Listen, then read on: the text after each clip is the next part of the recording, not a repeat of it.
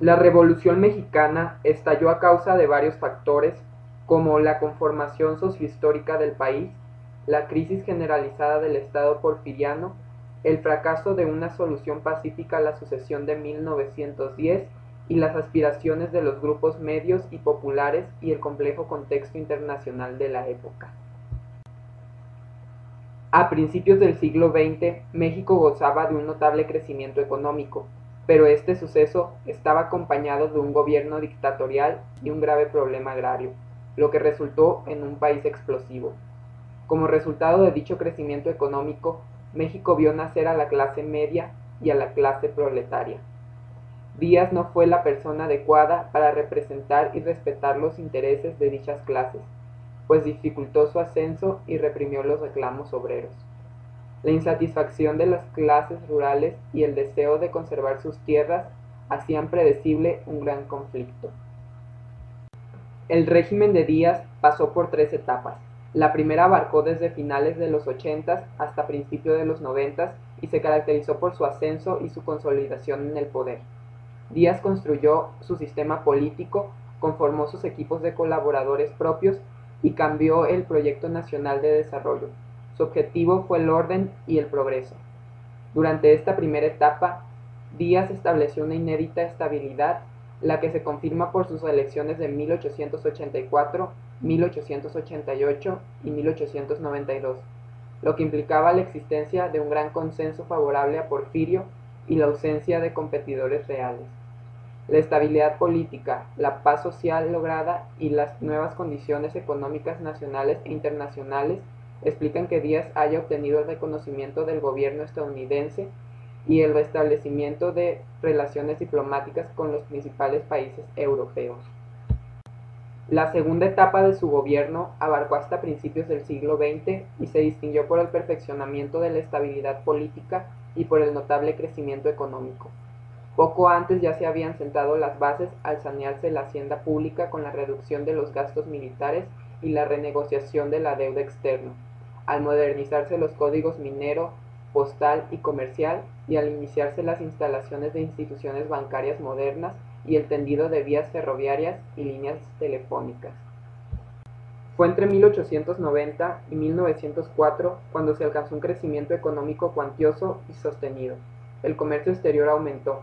La política era vertical, asunto reservado a Díaz y a una pequeña camarilla, casi todos permanentemente reelectos y encuadrados en los principales equipos de apoyo a Díaz. Uno era el grupo de los científicos, decisivo en los renglones de la economía y la educación. El otro era el encabezado por Bernardo Reyes, artífice del progreso del noreste del país y responsable de la modernización, control y despolitización del Ejército Federal. Sin embargo, el crecimiento económico no podía ser indefinido. La crisis del régimen porfiriano fue grave, múltiple e insoluble. Afectó en distinto momento y con intensidad variada los renglones político, económico, social, diplomático y cultural. La crisis económica tuvo causas estructurales y coyunturales, internacionales y nacionales. Primero que todo, el crecimiento fue desigual y disparejo. Hubo amplias regiones y varios sectores no beneficiados. Posteriormente, en 1907, una severa depresión económica azotó a Europa y Estados Unidos, encareciendo las importaciones y reduciendo las exportaciones mexicanas. Esto repercutió en el sistema bancario, que canceló los créditos a industrias y hacendados y en cambio buscó cobrar los adeudos que estos tenían. Una grave consecuencia fue la disminución de los ingresos reales de los trabajadores y los empleados. Se vieron afectados todos los sectores sociales del país: industriales y hacendados, empleados y rancheros, obreros, medieros, jornaleros y peones. Esto es, clases altas, medias y bajas, tanto del campo como de la ciudad. Muchos mexicanos que trabajaban en Estados Unidos quedaron desempleados y tuvieron que regresar al país, donde no se les pudo integrar a la vida económica.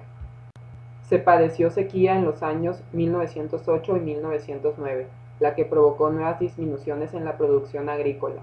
El aumento del precio del maíz lo sufrieron todos, aunque en mayor medida regiones que lo tenían que importar como Yucatán, o hacendados que tenían que alimentar un alto número de peones.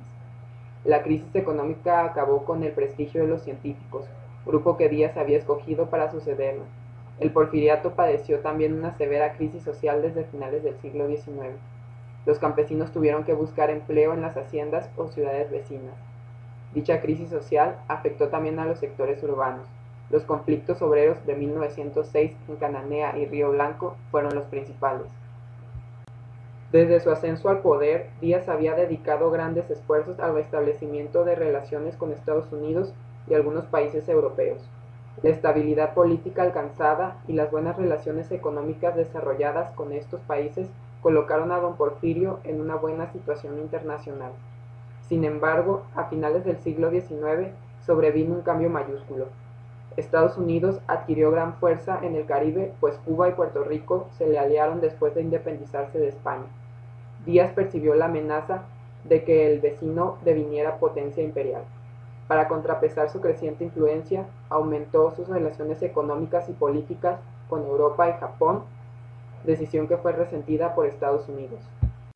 En cuanto a la crisis cultural, a principios del siglo XX comenzó a ser cuestionado el positivismo, que había desplazado al liberalismo como ideología gubernamental. El declive del positivismo implicó el descrédito del darwinismo social. Así, la minoría criolla francesada, en especial el grupo de los científicos, dejó de ser percibida como superior y como único grupo adecuado para dirigir la vida de la nación. La mayoría mestiza comenzó entonces a reclamar participación en la toma de decisiones, demanda que ayuda a explicar la movilización pluriclasista iniciada hacia 1910. Los conflictos entre científicos y reyistas y la concentración de poderes políticos y económicos se expresaron regionalmente en contiendas electorales en estados como Coahuila, Sinaloa, Morelos y Yucatán. El líder antireeleccionista era Francisco I. Madero, miembro de una destacada familia del noroeste del país con muchos intereses económicos. Dado que se beneficiaban de la política económica porfiriana, los Madero tenían una buena relación con el grupo de los científicos. Aprovechando la pérdida de influencia de Bernardo Reyes, desde 1904 Madero inició actividades políticas para oponerse a las actividades reyistas en su estado. A consecuencia de sus fracasos electorales y de la crisis económica de 1907, Madero radicalizó su oposicionismo, se distanció de los científicos y concluyó que debía crear un partido político de alcance nacional que se opusiera a la reelección de Díaz. Así escribió el libro La sucesión presidencial en 1910, y posteriormente se dedicó a la creación del Partido Nacional Antirreeleccionista. Su objetivo lo llevó a realizar giras para promover la creación de clubes locales que organizarían convenciones en las que se deberían nombrar delegados para la Convención Nacional a celebrarse en abril de 1910, que tenía como propósito constituir formalmente el Partido Nacional Antirreeleccionista y designar a sus candidatos para las elecciones presidenciales. En su primer gira, Madero se dirigió hacia Veracruz, de donde se embarcó a la península de Yucatán. Dicha gira se destacó por su visita a puntos conflictivos. La segunda tuvo lugar a finales de 1909 y los destinos fueron los estados del occidente y noroeste del país: Jalisco, Colima, Sinaloa, Sonora y Chihuahua. Su característica principal fue la cooptación que se hizo de numerosos reyistas. La tercera ocurrió en marzo de 1910 y fue por estados del centro del país como Querétaro, Guanajuato, San Luis Potosí, Aguascalientes, Zacatecas y Durango. La represión gubernamental provocó la radicalización del movimiento antirreeleccionista, que se convirtió en partido político y tuvo como candidatos a Madero y al exreyista Francisco Vázquez Gómez. Ya como candidato presidencial, Madero inició otra gira, pero pronto fue aprehendido. Acusado de incitar a la rebelión, fue encarcelado en San Luis Potosí. Estando en prisión, tuvieron lugar las elecciones resultando electos Díaz y Ramón Corral. Poco después, Madero se escapó a Estados Unidos, refugiándose en San Antonio, Texas. Madero y un pequeño grupo de íntimos redactaron un plan en el que se convocó a la lucha armada para el 20 de noviembre de 1910. Madero sabía que sus bases eran de clase media urbana, porque en las giras solo había encontrado contacto con gente de este perfil social. El llamado a la lucha no fue secundado por sus seguidores antirreeleccionistas, pues no reunían las condiciones adecuadas para una aventura armada. A diferencia de la etapa electoral, faltó organización para iniciar la lucha armada. Sin embargo, esta tuvo buena acogida en la región montañosa de Chihuahua, extendiéndose después a Durango, Sonora y Coahuila. En febrero de 1911, Madero finalmente penetró en el país para asumir el liderazgo en la lucha, mejorando con ello la organización del movimiento. Por la desconfianza de Díaz contra Reyes y por su competencia con los científicos, el ejército liberal había sido castigado y los numerosos oficiales prorreyistas habían sido trasladados a regiones aisladas, lo que afectó la efectividad del ejército. Podemos agregar la simpatía de las autoridades norteamericanas por el movimiento de Madero. La caída de la población fronteriza en Ciudad Juárez fortaleció la capacidad negociadora de los rebeldes. Con la firma del Tratado de Ciudad Juárez a finales de mayo de 1911, se aceptó la renuncia de Díaz y con ello el triunfo de la lucha. Existen varias explicaciones de la caída de don Porfirio. Las biologicistas dicen que fue su envejecimiento y el de su aparato y sistema político. Las generacionales destacan el carácter gerontocrático de su gobierno. Las políticas hablan de la debilidad que trajo en el gobierno la división de la élite y la incapacidad final de Díaz para arbitrar y resolver los conflictos de intereses. Las sociohistóricas aseguran que Díaz era inadecuado para gobernar un país del siglo XX con clases sociales modernas. Obviamente, para explicar la caída de Díaz también debe considerarse su incapacidad para satisfacer demandas de los grupos mayoritarios del país, las clases medias y bajas. Surgieron nuevos líderes más aptos para una lucha armada rural y que no habían participado en el reeleccionismo: Pascual Orozco, Francisco Villa y Emiliano Zapata. En los tratados de Ciudad Juárez se pactó que Díaz sería sustituido por su secretario de Relaciones Exteriores, Francisco León de la Barra. Este estaba obligado a llevar a cabo el desarme y la desmovilización de las fuerzas rebeldes. Para las nuevas elecciones, en las cuales triunfó Madero, decidió transformar el partido antirreeleccionista en uno llamado Partido Constitucional Progresista. La presidencia de Madero, iniciada a finales de 1911 y concluida violentamente en febrero de 1913, se distinguió por las transformaciones políticas a que dio lugar, la libertad electoral predicada por Madero y la llegada de gobernadores muy diferentes a los anteriores. La salida de Díaz trajo la transformación de casi toda la pirámide del poder. Para 1911 y 1912, las clases medias irrumpieron en el aparato gobernativo para la toma de decisiones. Los obreros y los campesinos siguieron marginados en este proceso. Madero era partidario de la propiedad privada de la tierra, no confiaba en la propiedad comunal. Sostenía que el óptimo era construir un sistema dominado por pequeños y medianos propietarios. Paradójicamente, las propuestas reformistas de Madero dejaron insatisfechos a casi todos los grupos y clases sociales del país. Esta insatisfacción se tradujo en críticas abiertas y movimientos de oposición. Las principales oposiciones violentas fueron 4. Estas estuvieron encabezadas por Bernardo Reyes, Félix Díaz, Emiliano Zapata y Pascual Orozco. Los primeros pelearon por recuperar su influencia y los segundos por puestos formales y beneficios económicos.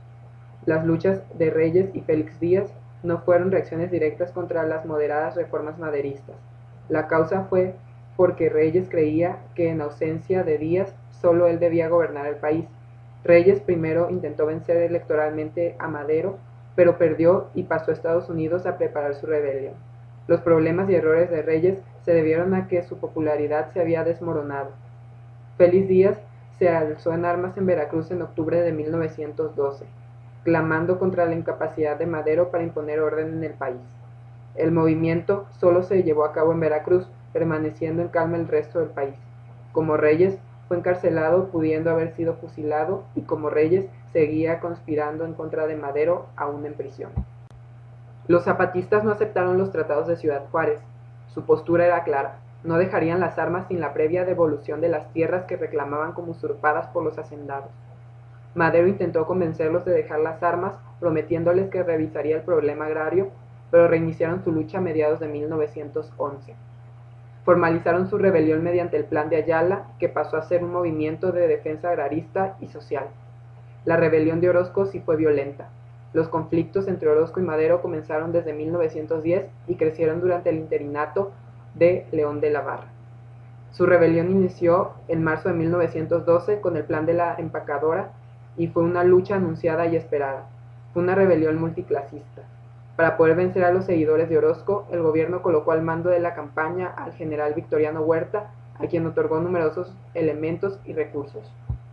Durante la segunda mitad de 1912, El norte se militarizó notablemente y con la victoria el ejército federal encontró a su nuevo caudillo. A finales de 1912 y principios de 1913, Madero empezó a sentirse consolidado, creyendo que finalmente alcanzaba la estabilidad. Su optimismo se justificó por el hecho de haber derrotado 4 rebeliones armadas. Sin embargo, las rebeliones trajeron grandes daños al gobierno de Madero. Fue cuando Huerta asumió el mando del movimiento y derrocó a Madero. Madero fue asesinado a un costado del Palacio de Lecumberri.